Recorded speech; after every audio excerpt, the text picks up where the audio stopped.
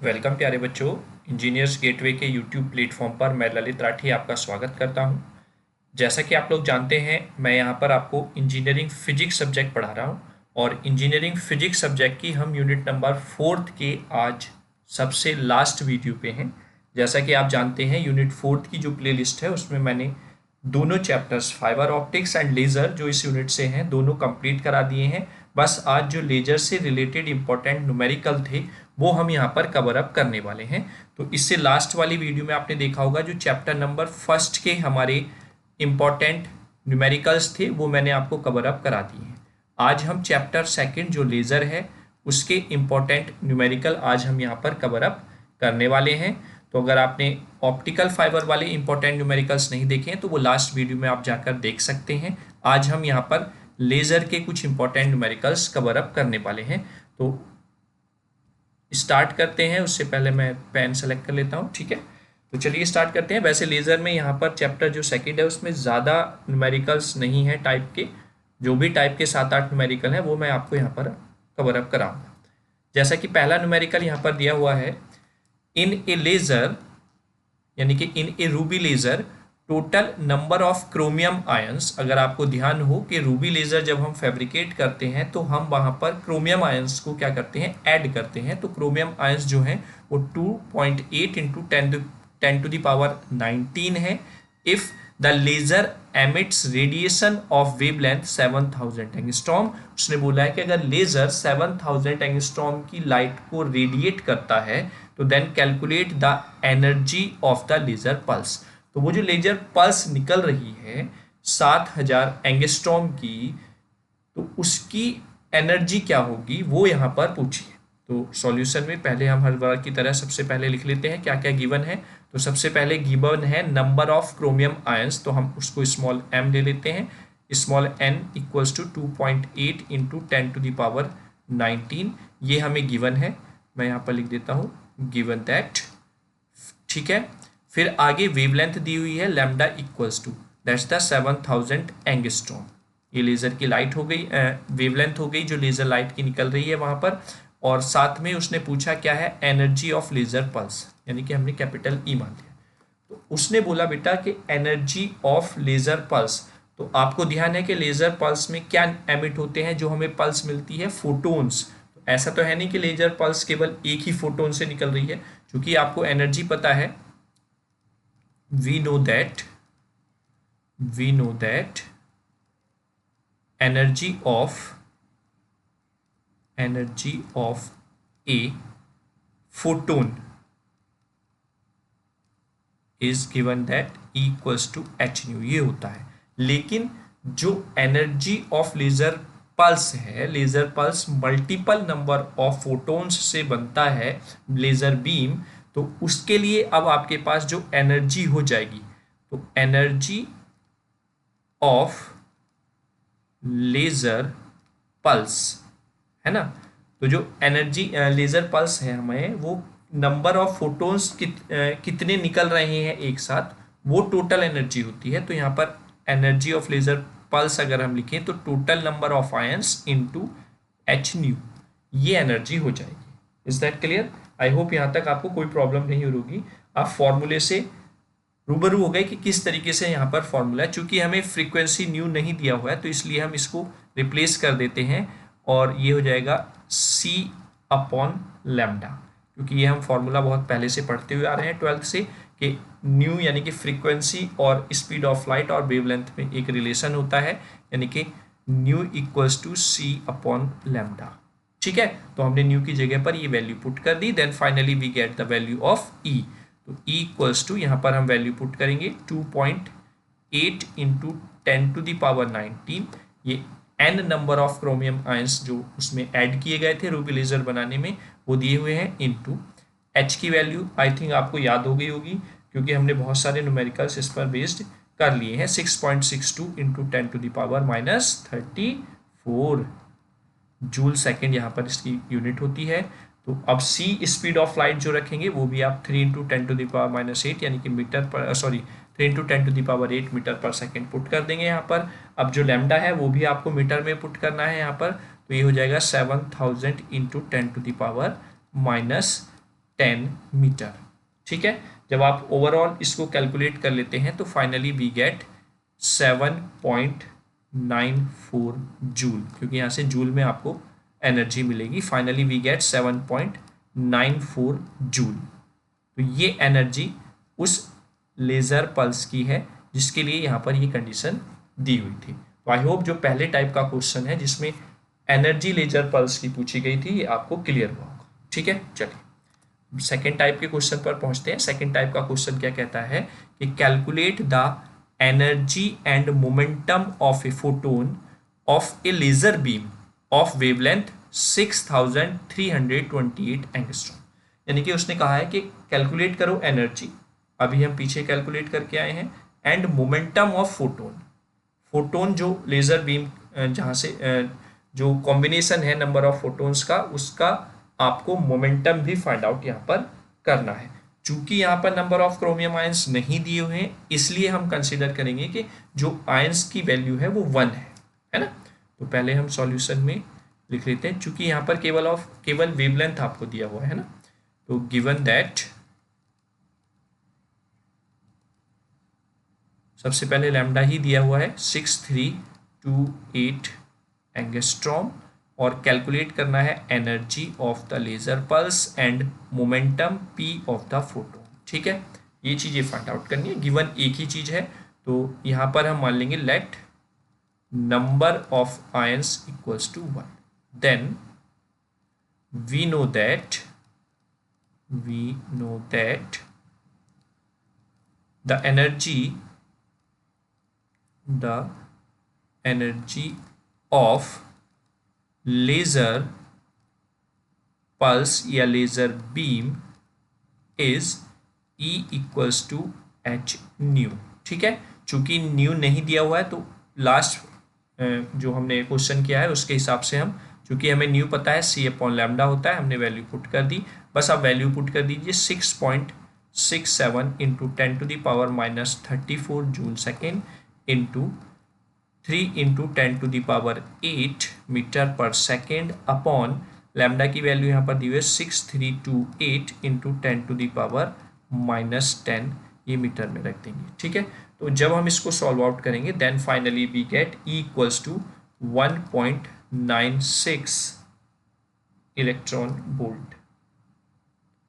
अब आप सोचोगे सर लास्ट वाले क्वेश्चन में हमने यहाँ पर जूल लिखा था, अब डायरेक्ट आपने इलेक्ट्रॉन वोल्ट कैसे लिख दिया? हाँ, चूंकि आप जब इसको कैलकुलेट करेंगे तो आपकी वैल्यू जूल में ही आएगी, that's the 3.14 into 10⁻⁻19 joule. You are right, answer आपका यही आएगा। लेकिन मैंने आपको इलेक्ट्रॉन वोल्ट में इसलिए दे दिया क्योंकि वो कभी कभी आपकी वैल्यू को पूछ लेता है कि energy of the laser beam find out करो in the form of electron volt. तो ये आपकी जूल में आ गई। तो इसके लिए हम क्या करते हैं, क्योंकि हमने लास्ट न्यूमेरिकल्स भी किए हुए हैं जिसको हमने इलेक्ट्रॉन वोल्ट में कन्वर्ट किया है अपनी जूल एनर्जी को, तो उसके लिए हम सिंपल और सिंपल इसको डिवाइड कर देंगे चार्ज ऑन द इलेक्ट्रॉन से, दैट्स द 1.6 इंटू 10⁻⁻19। जब आप इसको डिवाइड करेंगे तो we get the electron volt form of the energy, और वो हो जाएगी 1.96 इलेक्ट्रॉन वोल्ट। आई होप यहाँ तक क्लियर हुआ होगा। अब जो दूसरी टर्म बची हुई है फोटोन का जो मोमेंटम है वो हमें फाइंड आउट करना है। चूंकि हम जानते हैं कि P equals to H upon lambda होता है। हमने एक फॉर्मूला पढ़ा था फर्स्ट यूनिट में, डी ब्रोगली कॉन्सेप्ट में यही बताया गया था कि lambda equals to H upon P होता है। तो यहाँ पर हम वैल्यू पुट कर देंगे। H की वैल्यू दी होती है 6.67 into 10⁻⁻34 joule second upon lambda की वैल्यू यहाँ पर है 6328 इंटू 10⁻⁻10 मीटर। तो जब आप इसको सॉल्व आउट करेंगे then we get 1.05 into 10⁻⁻27 kg metre पर सेकेंड। तो ये मोमेंटम की वैल्यू आ जाएगी इस लेज़र बीम का जो फोटोन है उसके। ठीक है, तो आई होप पहले वाले न्यूमेरिकल में हमने एनर्जी फाइंड आउट की लेज़र पल्स की, दूसरे में हमने लेज़र पल्स की एनर्जी फाइंड आउट की, जूल में भी और उसके साथ साथ मैंने इलेक्ट्रॉन वोल्ट में भी कैलकुलेट करके आपको बताया, ठीक। और उसके साथ हमने मोमेंटम ऑफ फोटोन जो लेजर बीम जिससे मिलती है, जिनके कॉम्बिनेशन से मिलती है, तो इस कंडीशन में उस मोमेंटम को भी हमने फाइंड आउट किया लेजर पल्स के लिए, ठीक है। क्लियर हुआ? तो ये कॉन्सेप्ट भी आपको समझ में आया होगा। अब नेक्स्ट क्वेश्चन पे चलते हैं। नेक्स्ट क्वेश्चन क्या कहता है, in a carbon dioxide type laser the energy difference between two levels 0.121 electron volt. उसने कहा है कि जो एनर्जी डिफरेंस है दो एनर्जी लेवल्स के बीच में वो है 0.121 electron volt. Then calculate the frequency of the radiation, ये चीज यहाँ पर पूछी है। तो क्वेश्चन तो वही है लेकिन लैंग्वेज चेंज करके थोड़ा सा इसने यहाँ पर घुमा दिया है क्वेश्चन को। इसने डायरेक्टली वैल्यू ना देकर इसने दे दिया है difference between the energy level या टू एनर्जी लेवल्स। तो वी नो दैट जो एनर्जी लेवल डिफरेंस है दो का E1 माइनस E2 हमें पता है, यानी कि डेल E होगा, मैं डिफरेंस लिखूँ तो E2 माइनस E1 होगा, क्योंकि हायर एनर्जी लेवल डिफरेंस मतलब ऊपर जो एनर्जी लेवल है उसका ज़्यादा होगा, तो इसलिए E2 माइनस E1 लिखा जाएगा इक्वल्स टू एनर्जी डिफरेंस को हमने डेल्टा E से डिनोट कर दिया, दैट्स गिवन 0.121 इलेक्ट्रॉन वोल्ट, ठीक है। अगर आपने लेज़र वाले पार्ट्स को देखा है तो उसमें मैंने सबसे पहले ही पार्ट में ये बताया था कि जब आपकी एनर्जी लेवल E1 और E2 होते हैं तो यहाँ पर लोअर एनर्जी पर जो आपका फोटोन या एटम्स होते हैं तो ये एनर्जी को एब्जॉर्ब करके एक्साइट होते हैं और ऊपर पहुँच जाते हैं। तो ऊपर तक पहुँचाने के लिए इन्हें इतनी सफिशियंट एनर्जी हमको प्रोवाइड करानी होगी कि ये E1 से E2 तक पहुँच जाएँ। और हम यहाँ पर क्या प्रोवाइड करते हैं, बाहर से energy in the form of photon, तो एच न्यू हमने एनर्जी देनी होगी कि ये E1 से E2 पर पहुँच जाए, ठीक है। तो दैट मीन्स यही आपका E2 माइनस E1 होता है। तो E2 माइनस E1 अगर यही है तो मैं यहाँ पर लिख सकता हूँ कि delta E equals to H nu, और यही गिवन है 0.121 इलेक्ट्रॉन वोल्ट। आई होप यहाँ तक आपको कोई प्रॉब्लम नहीं हुई। चूंकि जब हम जूल से कन्वर्ट करते हैं इलेक्ट्रॉन वोल्ट में, क्योंकि यहाँ पर जो टर्म्स यूज हुई है एच न्यू, ये आपकी जो एनर्जी है वो प्रोवाइड कराएगा जूल में, लेकिन ये इक्वल टू है इलेक्ट्रॉन वोल्ट के, तो जिससे कि आप कंफ्यूज ना हो इसलिए हमें पहले इसको कन्वर्ट करना पड़ेगा यूनिट में। 0.121 इंटू 1.6 इंटू 10⁻⁻19 से मल्टीप्लाई करनी होगी, ठीक है, तभी ये आपका जूल में बन जाएगा। तो ये जूल आ गया हमारे पास, एच न्यू इक्वल्स टू, अब इसने पूछा क्या है फ्रीक्वेंसी, तो यानी कि आपसे न्यू की वैल्यू इसने डायरेक्टली पूछी है, तो nu equals to 0.121 into 1.6 into 10⁻⁻19 जो कि अब जूल में हुआ है, अपॉन वैल्यू रख देंगे एच की 6.63 इंटू 10⁻⁻34 जूल सेकेंड, ठीक है। तो finally you get the frequency, जब आप इसको कैलकुलेट कर लेंगे with the help of calculator, you get 0.029 into 10⁻⁻15 second, ठीक है। तो ये आपकी वैल्यू आ जाएगी, इसकी जो फ्रीक्वेंसी है उस रेडिएशन में आपको लाइट मिल रही है उसकी फ्रीक्वेंसी ये होगी। क्लियर है? तो आई होप आपको इस टाइप का क्वेश्चन भी समझ में आ गया होगा, ठीक है। चलिए अब नेक्स्ट चलते हैं। नेक्स्ट क्वेश्चन क्या कहता है, नेक्स्ट क्वेश्चन कह रहा है बेटा, calculate the population ratio of two state in helium neon laser that produce light of wavelength 6000 angstrom at 300 kelvin. यहाँ पर उसने टेम्परेचर यही दिया हुआ है और पॉपुलेशन रेशो को पूछा है दो स्टेट्स के बीच में, यानी कि N2/N1 रेशो को यहाँ पर फाइंड आउट करने के लिए उसने सीधा सीधा बोला है।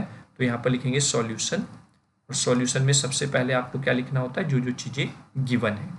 तो हमें यहाँ पर गिवन है वेवलेंथ ऑफ लाइट जो एमिट हो रही है, या फिर लेज़र बीम की जो वेवलेंथ है वो 6000 एंगस्ट्रॉम है, ठीक है। T इक्वल्स टू आपको दिया हुआ है 300 केल्विन, और पूछा क्या है, number of ratio, that means N2/N1 आपसे पॉपुलेशन रेशो फाइंड आउट कराया है। क्योंकि हमें पता है कि पॉपुलेशन इन्वर्जन का एक फॉर्मूला है, तो हम लिख लेंगे यहाँ पर वी नो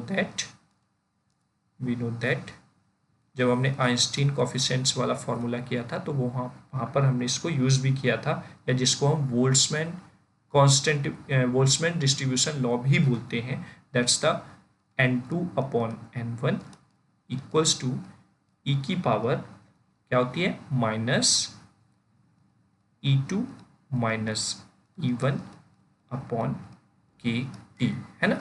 और K क्या है, बोल्ट्जमैन डिस्ट्रीब्यूशन या बोल्ट्जमैन कांस्टेंट है। यहाँ पर हम इसको ऐसे भी लिख सकते हैं e⁻ minus h nu upon KT, क्योंकि आपका जो एनर्जी डिफरेंस है E2 माइनस E1 उसको हमें सफिशियंट एनर्जी प्रोवाइड करानी होती है h nu, तो इसलिए यहाँ पर हम minus h nu upon KT भी इसको लिख सकते हैं, ये हमें पता है। तो सबसे पहले तो आप यही फाइंड आउट कीजिए energy difference E2 minus E1, या फिर हम इसी को h nu बोलें, तो आप इसको अगर फाइंड आउट करेंगे तो h अपॉन सी अपॉन यहाँ पर लैम्डा आपको पुट करना होगा, क्योंकि ये वैल्यू आपको दी हुई है लैम्डा की। यहाँ पर अगर न्यू देता तो आप डायरेक्टली यहाँ से पुट कर सकते थे या फाइंड आउट कर सकते थे। तो 6.62 इंटू 10⁻⁻34 जूल सेकेंड, सी की वैल्यू 3 इंटू 10⁸ मीटर पर सेकेंड, और लैम्डा की वैल्यू यहाँ पर 6000 दी हुई है, तो आप इसको कन्वर्ट कर देंगे मीटर में 10⁻⁻10। ऑलराइट, तो जब आप यहाँ पर इसको सॉल्व आउट करेंगे then you get the 2.07 electron volt. This is the energy difference E2 minus E1, या फिर हम बोलें h nu। तो आपकी एक टर्म तो आ गई है। अब KT आपको चाहिए, तो KT K क्या है, बोल्ट्जमैन कांस्टेंट है, जिसकी वैल्यू होती है 8.6 into 10⁻⁻5 electron volt per kelvin, है ना। ये होती है इलेक्ट्रॉन वोल्ट पर केल्विन, ये यूनिट मैंने यहाँ पर इसके साथ लिख दी है। और फिर T की वैल्यू आप रखेंगे 300 केल्विन, तो केल्विन से केल्विन कट आउट हो जाएगा, और जब आप इसको सॉल्व आउट करेंगे तो ये मिलेगा 2.58 इंटू 10⁻⁻2 इलेक्ट्रॉन वोल्ट। तो सारी वैल्यूज़ हमारे पास आ गई हैं। E2 माइनस E1 भी आ गया है जो यहाँ पर है, और अपॉन में KT भी हमने निकाल लिया है। तो हम इसको इक्वेशन फर्स्ट मान लेते हैं और पुट कर देते हैं वैल्यू इक्वेशन फर्स्ट में।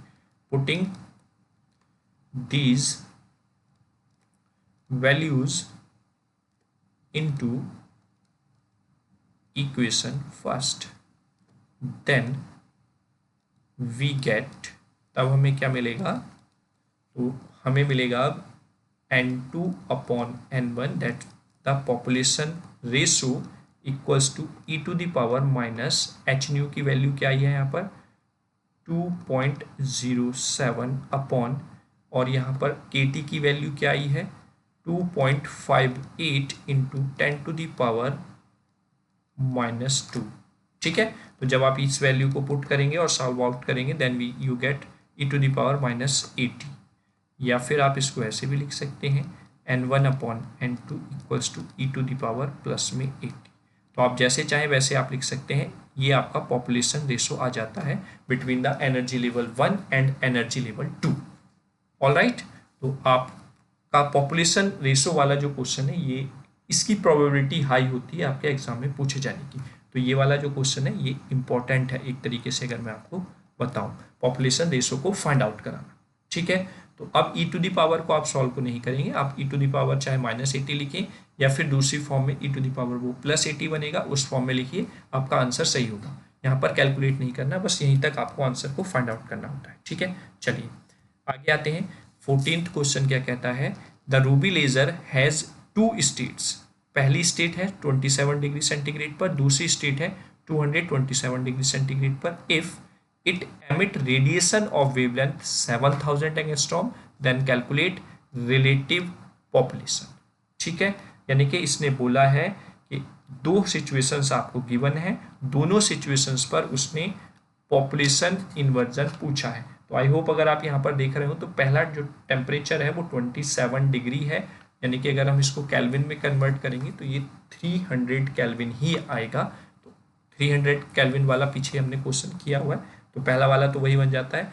और करेंगे हम यहाँ पर दोनों, तो सॉल्यूशन में लिख लेते हैं। सबसे पहले गिवन क्या है, हमको गिवन है लैम्डा की वैल्यू 7000 एंगस्ट्रॉम। ठीक है, एक केस में आपको जो टेम्परेचर दिया हुआ है T1 वो है 27 डिग्री सेंटीग्रेड। चूँकि हम केल्विन में पुट करते हैं तो 27 डिग्री को हम कन्वर्ट करेंगे तो 27 प्लस 273 ये बन जाएगा 300 केल्विन। पहले केस के लिए हो गया। ऐसे ही मैं यहाँ पर टेम्परेचर T2 लिख लेता हूँ। T2 आपको दिया हुआ है 227, तो आप इसको कन्वर्ट करेंगे तो 273 आप यहाँ पर ऐड करेंगे तो it becomes 500 kelvin. I hope ठीक है।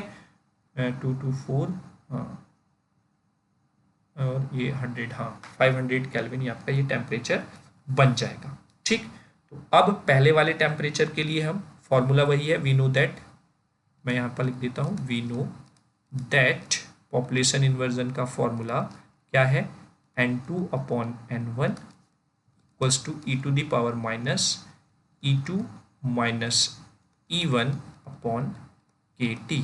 ठीक है, तो सबसे पहले आप E2 minus E1 find out करेंगे, that's equal to h nu और h into c upon lambda हो जाएगा। h की value 6.62 into 10 to the power minus 34 into 3 into 10 to the power 8 अपॉन 7 into 10 to the power minus 7 metre. ठीक है, तो ये हो जाएगी। चूंकि दोनों के लिए E2 माइनस E1 सेम रहेगा, दोनों सिचुएशन के लिए, दोनों टेम्परेचर्स के लिए, तो इसलिए हम दोनों की साइड यहाँ पर कैलकुलेट कर लेते हैं और फाइनली कैलकुलेट करके वही आएगा जो हमने पीछे फाइंड आउट किया था। वो क्या था,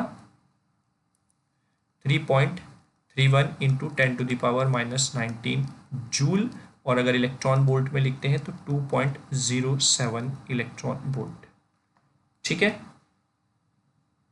क्लियर हुआ, तो ये वैल्यू आपकी आ जाएगी। ऑल राइट,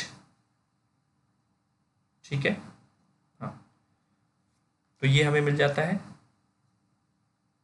एक सेकेंड, यहाँ पर, हाँ यहाँ पर बेटा 7000 है और शायद मुझे लास्ट वाले न्यूमेरिकल में हाँ 6000 था, तो ये कन्फ्यूज़न हो गया थोड़ा सा, तो ये वैल्यू थोड़ी चेंज हो जाएगी।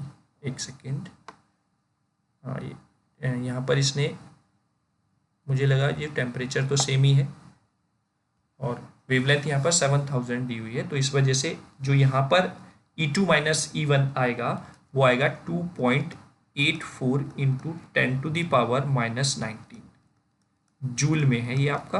अब जब इसको आप इलेक्ट्रॉन वोल्ट में कन्वर्ट करेंगे यू गेट 1.77 इलेक्ट्रॉन वोल्ट।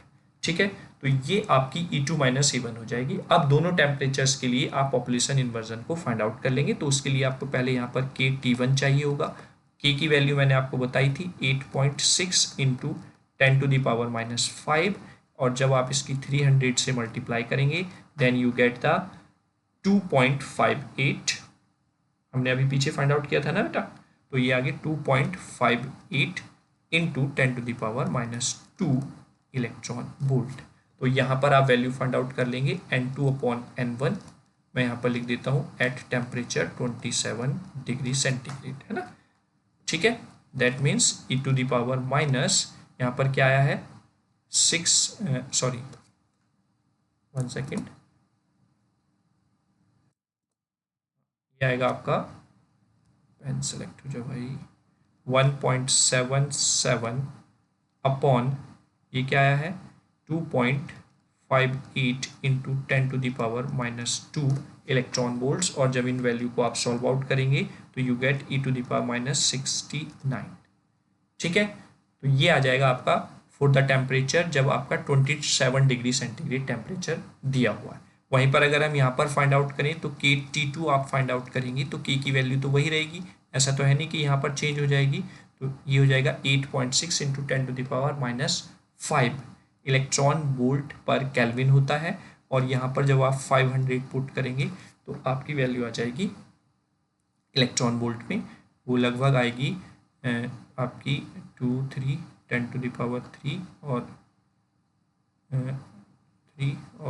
43, यानी कि 4.3 into 10 to the power minus 2 electron volt, ये आपकी वैल्यू आ जाएगी। ठीक है, तो अब आप इसके लिए अगर पॉपुलेशन रेशो फाइंड आउट करें तो n2 अपॉन n1, और टेम्परेचर क्या है बेटा 227 डिग्री सेंटीग्रेड, यहाँ पर हो जाएगी E to the power minus E2 minus E1 तो सेम ही है, वो है 1.77 अपॉन 4.3 इंटू 10⁻⁻²। इलेक्ट्रॉन वोल्ट्स में दोनों वैल्यूज थी, जब हमने पुट किया यहाँ पर then we get the value e⁻⁻41, e⁻⁻41। तो ये रेशो आ जाएगा N2/N1 इस पर 227 डिग्री सेंटीग्रेड टेम्परेचर पर। ठीक है, तो ये दोनों आंसर हमने फाइंड आउट कर लिए दोनों सिचुएशंस के लिए। पॉपुलेशन इन्वर्जन हमने फाइंड आउट कर लिया है। ठीक है, तो ये आपका, मैं यहाँ पर इसको डिवाइड करके बना देता हूँ। ठीक है, तो इस तरीके से आपको फाइंड आउट करना है। चूंकि लास्ट वाला क्वेश्चन था उसी पर बेस्ड था, लेकिन कंडीशन यहाँ पर ये बढ़ा दी कि दो कंडीशन दे दी, दो स्टेट दे दी, एक 27 डिग्री टेम्परेचर पर, एक 227 डिग्री टेम्परेचर। ठीक है, तो आई होप रिवीजन भी हो गया और ये वाला न्यूमेरिकल आपको अच्छे से समझ में आ गया होगा कि पॉपुलेशन इन्वर्जन हम कैसे फाइंड आउट करते हैं। ठीक है, चलिए नेक्स्ट पिटारे में देखते हैं क्या है। नेक्स्ट पिटारे में है a laser beam can be focused on an area of 10⁻⁻13 बोल दो या 10 इंटू 10⁻⁻14 बोल दो मीटर स्क्वायर। अब ये एक नया क्वेश्चन है, नए टाइप का क्वेश्चन है, इसको ध्यान से देखेंगे। If laser radiates energy at the rate of 10 milliwatt, अगर लेजर रेडिएट करता है एनर्जी किस रेट से, 10 milliwatt, then find the intensity of focused beam. तो हमें फिर इंटेंसिटी फाइंड आउट करनी है किसकी, फोकस्ड बीम की। तो उसके लिए हम देखते हैं, सबसे पहले लिखेंगे क्या क्या चीजें गिवन है, सॉल्यूशन, और इसमें लिखेंगे गिवन दैट। ठीक है, तो गिवन दैट में सबसे पहले हमें क्या दिया हुआ है, एरिया, यानी कि ए की वैल्यू दी हुई है 10 इंटू 10⁻⁻14, या अगर मैं इसे सीधा सीधा लिखूँ तो 10⁻⁻13 है मीटर स्क्वायर। ठीक है, ये दिया हुआ है और इतने एनर्जी रेडिएट करता है, दैट मीन्स ये पावर दी हुई है क्योंकि ये मिलीवॉट में है, 10 मिलीवॉट, ये आपको पावर दी हुई है। Is that clear? तो आप इसको वॉट में कन्वर्ट करेंगे, 10 into 10⁻⁻3 and you get 10⁻⁻2 what. ठीक, फॉर्मूला है यहाँ पर, वी नो दैट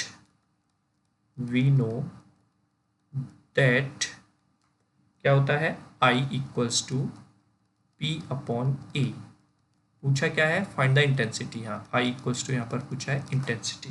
ठीक है, तो फॉर्मूला आता है इंटेंसिटी इक्वल्स टू पावर पर एरिया, यानी कि उस पर्टिकुलर एरिया पर कितनी पावर आपकी पहुंच रही है, ये इंटेंसिटी हो जाएगी उस लेजर बीम की। तो P की वैल्यू आपको दी हुई है 10⁻⁻2 और A की वैल्यू दी हुई है 10⁻⁻13। तो जब आप इसको सॉल्व आउट करेंगे देन यू गेट 10⁻11। ठीक है, और ये वॉट है और ये पर मीटर स्क्वायर हो जाएगा। तो आप अंदाजा लगा सकते हैं कि जो लेजर बीम है एक छोटे से एरिया पर स्ट्राइक करती है या मिलती है हमको, तो उसकी इंटेंसिटी कितनी हाई है। आप यहाँ पर देख रहे होंगे 10⁻11 वॉट पर मीटर स्क्वायर, इतनी एनर्जी वो वहां पर फोकस्ड करके बीम भेजता है। ठीक है, तो ये आपका फाइंड आउट हो गया इंटेंसिटी लेजर बीम की, जो आपको उस पर्टिकुलर रीजन पर मिल रही है।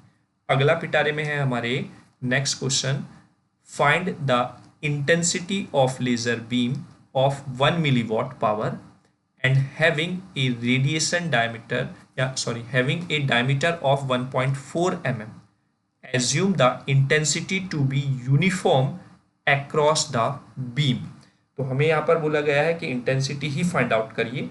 उसने पावर दे दी और पावर के साथ साथ उसने डायमीटर भी दिया है। अब ठीक है, तो अब हम यहाँ पर देखते हैं सबसे पहले क्या क्या चीजें हमें गिवन है सॉल्यूशन में। गिवन दैट, वेरी गुड,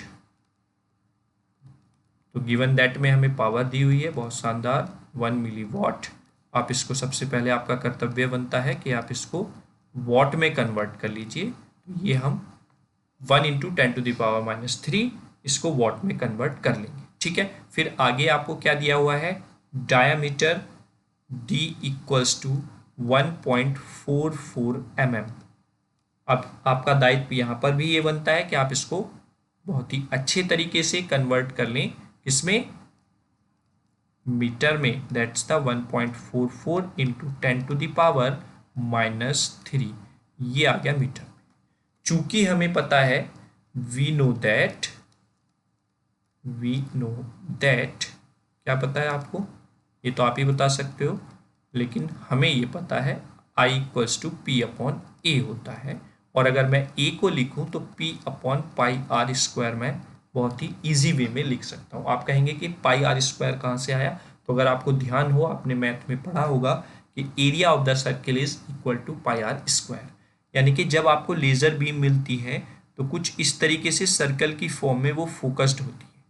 यहाँ से जो इंटेंसिटी आपको मिली कुछ इस तरीके से वो आती है, ठीक है। यानी कि आपके फोटोन्स कुछ इस तरीके से फोकस्ड होकर एक सर्किल की फॉर्म में इंटेंसिटी आपको बीम प्रोवाइड कराते हैं। तो इसलिए यहाँ पर पावर के रेशो में जो एरिया है उसको आप सर्किल का एरिया पाई आर स्क्वायर लिखेंगे, ठीक है। चूंकि आपको डायमीटर दिया हुआ है तो अगर मैं यहाँ से रेडियस फाइंड आउट करता हूँ तो इसका हाफ कर दूंगा 0.7, यही आएगा ना जब हम इसको हाफ करते हैं, बताइए, ठीक है। और इंटू 10⁻³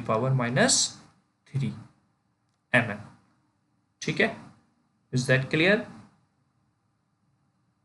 अच्छा सॉरी 1.44 दिया हुआ था यहाँ पे, हाँ मैं फिर वरना 7.2 हो जाता, ठीक है। हाँ 0.7 इंटू 10⁻³ मीटर, अब ये रेडियस हो गया है, ठीक। तो अब वैल्यू पुट कर दो, आई इक्वल्स टू पी की वैल्यू यहाँ पर है 10⁻³ अपॉन पाई की वैल्यू है 22/7, तो 7 को मैं ऊपर लिख देता हूँ क्योंकि ऊपर चला जाएगा, इंटू आर स्क्वायर 0.7 का स्क्वायर क्या हो जाएगा 49 इंटू 10⁻⁻6।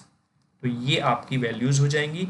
जब आप इसको सॉल्व आउट कर लेंगे तो आपके पास इंटेंसिटी क्या आ जाएगी लेज़र बीम की 6.5 इंटू 10⁻² वॉट पर मीटर स्क्वायर।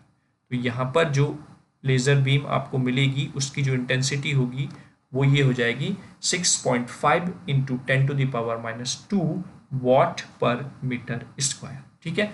तो देखिए लास्ट के तरह ही क्वेश्चन है, पूछी भी वही आइडेंटिटी है, लेकिन केवल और केवल उसने लैंग्वेज का चेंज किया और उस लैंग्वेज के चेंज से बस हमें एक फॉर्म को दूसरी फॉर्म में पुट करना पड़ा, ठीक है, वरना क्वेश्चन सेम है। तो इस तरीके से लैंग्वेज चेंज करके वो आपको घुमा सकता है। मैंने कोशिश की है कि किस तरीके से वो यूज़ कर सकता है टर्म्स को, वो सारी मैं यहाँ पर इन्वॉल्व कर लूँ, ठीक है। चलिए अब नेक्स्ट क्वेश्चन पर आते हैं। क्वेश्चन नंबर 17 हमारे पिटारे में है। अब आप सोच रहे होंगे सर क्वेश्चन नंबर 17 कैसे है, सीरियल नंबर कैसे लिख रहा है 17? बेटा इससे पहले जो मैंने ऑप्टिकल फाइबर से रिलेटेड आपको न्यूमेरिकल कराए हैं तो मैंने एक ही स्लाइड में सारे न्यूमेरिकल्स बनाए हुए थे, जिससे कि लेक्चर बड़ा ना हो, बच्चे बोर ना हो। तो इस वजह से मैंने 2 पार्ट्स में इसको कन्वर्ट कर लिया। पहले मैंने ऑप्टिकल फाइबर वाले जो न्यूमेरिकल्स थे वो कराए, इसके बाद मैंने लेज़र से रिलेटेड जो भी न्यूमेरिकल है उनको कवर अप करने की कोशिश की, ठीक है। चलिए तो नेक्स्ट पिटारे के क्वेश्चन को देखते हैं। A laser beam a wavelength of 8 into 10⁻⁻7 metre, जो लेज़र बीम है उसकी वेवलेंथ दी हुई है, and aperture is 5 into 10⁻³ metre. अब ये अपर्चर क्या है इसको हम देखेंगे। The laser beam is sent to moon, अब जो लेज़र बीम है आप देख रहे होंगे मून पे सेंड की जा रही है। Then the distance of moon is 4 into 10⁵ kilometre, जो मून की डिस्टेंस है वो 4 इंटू 10⁵ किलोमीटर दी हुई है from the earth surface. Calculate सबसे पहले the angular spread of the beam, ये बीम जो हमने ट्रांसफर की है वो कितना एंगल पर स्प्रेड हुई है। Then the actual spreading when it reaches the moon, और फिर एक्सेली स्प्रेड कितनी हुई है जब वो मून पर पहुंच गई है, ठीक है। तो हम लिखेंगे सॉल्यूशन में सबसे पहले हर बार की तरह जो जो चीज़ें हमें गिवन है, तो गिवन दैट, ठीक है, lambda equals to 8 into 10⁻⁻7 metre, ये वैल्यू आपको दी हुई है।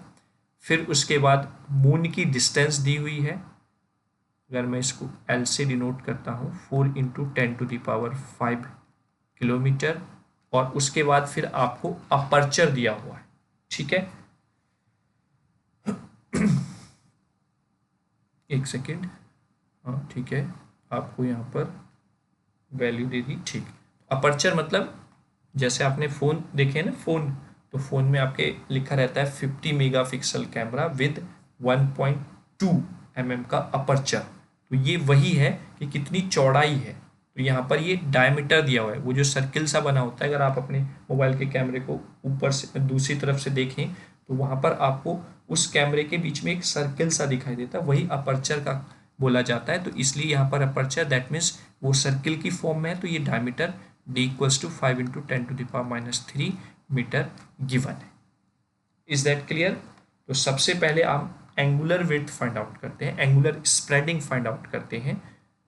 फर्स्ट वो क्या होती है, delta theta equals to lambda upon D, यानी कि कितना एंगुलर स्प्रेड हुआ है आपके लेजर बीम का जब आप उसको ट्रांसमिट कर रहे हैं, तो वो यहाँ से निकलता है delta theta equals to lambda upon D. तो लैम्डा की वैल्यू यहाँ पर 8 इंटू 10⁻⁻7 मीटर दी हुई है, अपॉन डी की वैल्यू 5 इंटू 10⁻³ मीटर गिवन है। जब आप इसको सॉल्व करेंगे तो आपको मिल जाएगा 1.6 इंटू 10⁻⁻4 रेडियन। क्योंकि एंगुलर स्प्रेडिंग पूछिए तो इसलिए एंगल यहाँ पर रेडियन में आ जाएगा। ठीक है, तो पहला वाला क्वेश्चन या पहली वाली जो टर्म उसने पूछी थी वो हमने यहाँ पर फाइंड आउट कर ली है। अब एक्सियल स्प्रेडिंग क्या होती है? सेकंड, एक्सियल स्प्रेडिंग का फॉर्मूला होता है, एक्सियल स्प्रेडिंग यानी कि जो एंगुलर मतलब स्प्रेडिंग है, जो आप जब आपका लाइट मून पे पहुंच गया है तो W इक्वल्स टू, चूंकि आपका स्प्रेडिंग जो हुई वो इतने रेडियन हुई, लेकिन जो अर्थ और मून के बीच की डिस्टेंस है वो भी तो यहाँ पर कुछ फैक्टर बनेगी, that means L into delta theta और इसका whole square. Is that clear? तो आप वैल्यू पुट कर दीजिए यहाँ पर। L की वैल्यू आपको गिवन है 4 इंटू 10⁻5, डेल्टा थीटा जो आया है 1.6 इंटू 10⁻⁻4, और आप इसका करेंगे स्क्वायर। ठीक है, तो ये आ जाएगा आपके पास 4.096 जब आप इसको सॉल्व आउट करेंगे इंटू 10⁻³ किलोमीटर स्क्वायर। यानी कि जो एक्सियल स्प्रेडिंग हुई है लेजर बीम की जब वो मून पर स्ट्राइक की है या मून पर पहुंची है, तो वो है 4.096 इंटू 10⁻³ किलोमीटर स्क्वायर, यानी कि एक तरीके से एरिया बोल सकते हैं स्प्रेडिंग। क्योंकि बेटा आपकी लेज़र बीम यहाँ से ऐसे चली, इस फॉर्म में थी, तो जैसे जैसे वो डिस्टेंस की तो इतना लिटिल बिट उसमें क्या आ गया है, स्प्रेडिंग आ गई है, क्योंकि डिस्टेंस बहुत ज़्यादा है। ठीक है, कंपेयर टू द जो नॉर्मल आपके घरों में लाइट्स लगी होती हैं उसके कंपैरिजन में बहुत कम स्प्रेडिंग होती है, लेकिन जब बहुत ज़्यादा डिस्टेंस ट्रेवल कर रहा है तो वहाँ पर कहीं ना कहीं उसमें स्प्रेडिंग देखने को मिलती है, जो आप यहाँ पर एंगुलर स्प्रेडिंग देख रहे होंगे 1.6 इंटू 10⁻⁻4 रेडियन की। वहीं पर हम स्प्रेडिंग जब वो मून पे पहुंचता है तो एक्सियल स्प्रेडिंग कितनी हुई है, वो इतनी हुई। Is that clear? तो एक नए कॉन्सेप्ट का क्वेश्चन था, दो चीज़ें यहाँ पर पूछी गई थी, दो नए फॉर्मूले आपके लिए यहाँ पर हैं, इनको आप नोट डाउन करें नोटबुक में और इस क्वेश्चन के लिए याद कर लें इनको, कि इस तरीके का अगर क्वेश्चन आता है कि हमसे एंगुलर स्प्रेडिंग पूछी जाए या हमसे एक्सियल स्प्रेडिंग पूछी जाए तो हम इसको सॉल्व आउट कर लेंगे। ठीक है, चलिए अब आगे आते हैं। आगे दिया हुआ है नेक्स्ट क्वेश्चन, और शायद हमारे पिटारे का लास्ट क्वेश्चन होगा, क्योंकि जितने टाइप्स के क्वेश्चन यहाँ से बन सकते थे वो लगभग मैंने आपको करा दिए हैं।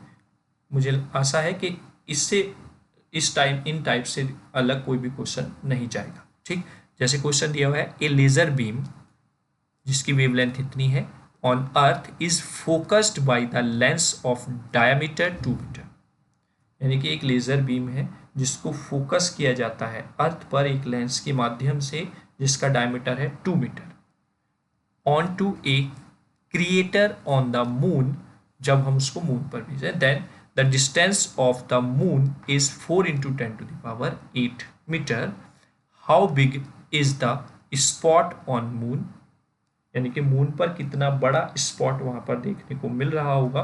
तो अगर मैं बोलूँ तो एक्सियल स्प्रेडिंग ही यहाँ पर पूछी गई है, neglect the effect of the atmosphere, यानी कि एटमॉस्फेयर पे जो भी लॉसेज ये होते हैं उनको हमें सबको नेग्लेक्ट करके रखना है।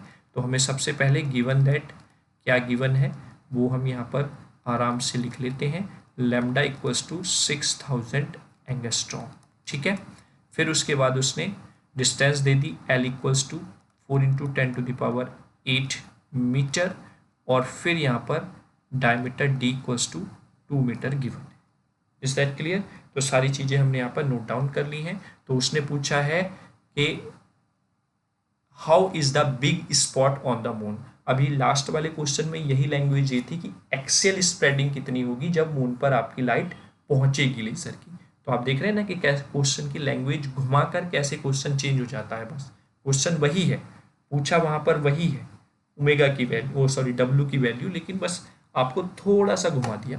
तो उसके लिए सबसे पहले आप एंगुलर स्प्रेडिंग फाइंड आउट करेंगे। तो एंगुलर स्प्रेडिंग का formula delta theta equals to क्या होता है, लैम्डा अपॉन डी होता है। तो आप बहुत ही ईजी तरीके से 6 इंटू 10⁻⁻7 अपॉन 2 से फाइंड आउट कर लेंगे। Then you get 3 into 10⁻⁻7 radian. इतने रेडियन का जो है स्प्रेडिंग हुई है। ठीक है, तो अब आप यहाँ पर फाइंड आउट करेंगे एक्सियल स्प्रेडिंग, जब आपका जो लेज़र बीम है वो कहाँ पर पहुँच गया है, मून पर। That's the W equals to L into delta theta का होल स्क्वायर। L की वैल्यू 4 इंटू 10⁸ दी हुई है, और ये है 3 इंटू 10⁻⁻7 और उसका भी होल स्क्वायर। ठीक है, तो ये आपके पास आ जाएगा। अब अगर हम इसको कैलकुलेट करते हैं तो 1.44 into 10⁻⁴ metre square. Is that clear? ठीक है, क्लियर हुआ ना? तो आई होप यहाँ तक आपको क्लियर हो गया होगा। चूंकि अगर आप इसको जैसे यहाँ पर कैलकुलेट करेंगे तो 12 इंटू 10⁻1 आएगा, और उसका जब आप होल स्क्वायर करेंगे तो ये पावर 2 हो जाएगी। Then you get 144 into 10⁻2। चूँकि हम पॉइंट यहाँ पर लगा लिया है तो इसलिए ये 1.44 इंटू 10⁻4 मीटर स्क्वायर बन जाता है। ठीक है, तो आई होप ये वाला क्वेश्चन जिसकी लैंग्वेज घुमा दी आपके लिए वो भी आपको समझ में आ गया होगा। क्वेश्चन वही है जो डायरेक्टली लास्ट वाले क्वेश्चन में दोनों टर्म्स फाइंड आउट कराई गई थी। पूछी एक है लेकिन दूसरी उसको फाइंड आउट कराने के लिए हमें फाइंड आउट करनी ही पड़ेगी। तो ये आपका आंसर हो जाता है यहाँ पर। ठीक है, तो आई होप 9 क्वेश्चन या 10 क्वेश्चन ऑप्टिकल फाइबर से रिलेटेड जो इंपॉर्टेंट न्यूमेरिकल थे वो मैंने आपको कराए थे, और 9 या 10 क्वेश्चन ही आपके ये हैं जो हमने लेज़र बीम से रिलेटेड किए हुए। ठीक है, तो ये आपकी यूनिट नंबर जो 4th है, 1 सेकेंड, जो यूनिट 4th है इंजीनियरिंग फिजिक्स की, उसके दोनों चैप्टर्स, चैप्टर 1 और चैप्टर 2, चैप्टर 1 ऑप्टिकल फाइबर और चैप्टर 2 लेज़र, ये कंप्लीट हो जाते हैं।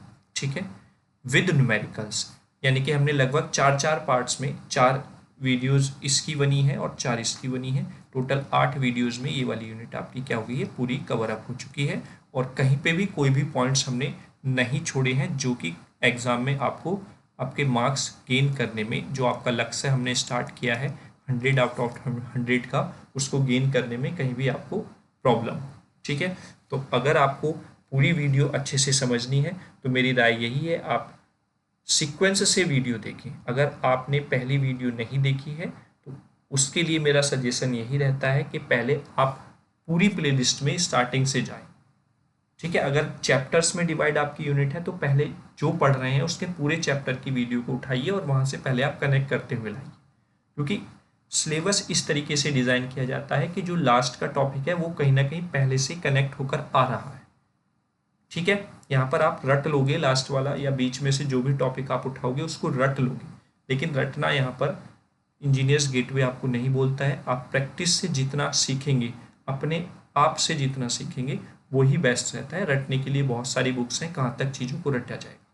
ठीक है, तो मेरी आशा यही है कि आपने चारों यूनिट जो हुई हैं वो एन्जॉय की हुई होंगी, और मुझे नहीं लगता है कि कहीं पे भी आपके कॉलेज में 4 यूनिट अभी तक हो गई होंगी इंजीनियरिंग फिजिक्स की। ठीक है, तो आप कई बच्चों से जो इंजीनियर्स गेटवे से जुड़े हुए नहीं हैं उन बच्चों से कई स्टेप्स आगे चल रहे हैं, और इसी का बेनिफिट हमको उठाना है। एग्ज़ाम टाइम में सब पढ़ेंगे, लेकिन एग्ज़ाम टाइम से पहले कौन पढ़ रहा है बस वही उतना आगे निकल जाता है। ये बार बार मैं आपको बताता रहता हूँ कि अगर कुछ करना है तो उसके लिए थोड़ा सा एक्स्ट्रा मेहनत करनी पड़ेगी, अदरवाइज पास आप हो जाओगे, ये मेरी गारंटी है, क्योंकि आप इंजीनियर्स गेटवे से जुड़े हुए हो, तो मैं गारंटी लेता हूँ आप इंजीनियरिंग फिजिक्स की बैक नहीं भरेंगे इन फ्यूचर। ठीक है, अगर आपने ईमानदारी से हमारे साथ मेहनत की तो। ठीक है, और वहीं पर जो गौरव सर पढ़ा रहे हैं, अगर आपने उनके लेक्चर्स भी कंटिन्यू देख रहे हैं तो उस सब्जेक्ट की भी मैं गारंटी लेता हूँ कि आप इन 2 सब्जेक्ट में तो जो अभी तक इंजीनियर्स गेटवे आपको प्रोवाइड करा रहा है, ठीक है, उसमें आप वैक नहीं लेकर आएंगे। ठीक है, बस आपको ईमानदारी की तरह, जैसे हम ईमानदारी से आपके लिए काम कर रहे हैं, वैसे ही आपको भी करना पड़ेगा, तभी रिजल्ट अच्छा है। ठीक है, क्लियर हुआ? क्योंकि यूट्यूब पे जो पढ़ाया जाता है वो आपका उस पर फिक्स हो गया। आप एग्ज़ाम के बाद अगर चेक करेंगे जो जो चीज़ें उस पर हैं, तो उसमें आप झूठा वादा नहीं कर सकते, है ना, तो वो चीज़ें दिख जाती हैं। तो हम उसी के बेस पे मैं आपको बता रहा हूँ कि जो दोनों सब्जेक्ट पढ़ाए जा रहे हैं वो कहीं ना कहीं आपको इस मुकाम तक पहुँचा देंगे कि आप उस सब्जेक्ट में फेल तो नहीं होंगे। और अगर आप रेगुलर मेहनत करेंगे, ईमानदारी से मेहनत करेंगे, तो जो टारगेट हमने जो हमने टारगेट को रखा था स्टार्टिंग में 100 आउट ऑफ 100, तो वो आप ज़रूर अचीव करेंगे। ठीक है, बच्चे सोच रहे होंगे कि वीडियो सर थोड़ा सा प्रवचन देने लग गए, कोई बात नहीं, कुछ बच्चे हैं जो समझते हैं। ठीक है, तो ऐसे ही मेहनत करते रहिए, इंजीनियर्स गेटवे पर विश्वास बनाए रखिए। इन फ्यूचर आशा करता हूँ कि एक सब्जेक्ट और हम कोई जोड़ लें आपके एग्ज़ाम से पहले, वो भी हम प्रोवाइड कराने की कोशिश करेंगे, उसकी बात चल रही है। तो आशा करते हैं कि आपके लिए एक और टीचर डिवोट होकर पढ़ाएगा एट फ्री ऑफ कॉस्ट। ये जो वर्ड है ना, at free of cost, zero cost पर, इसके लिए थोड़ा सा इशू होते हैं कि आपको अदर सब्जेक्ट नहीं मिल पाते हैं, लेकिन हमारा प्रयास जारी है। ठीक है, जल्द ही आपको एक सब्जेक्ट और देखने को मिलेगा इंजीनियर्स गेटवे पर। ठीक है, चलिए, थैंक यू सो मच। जय हिंद, जय भारत।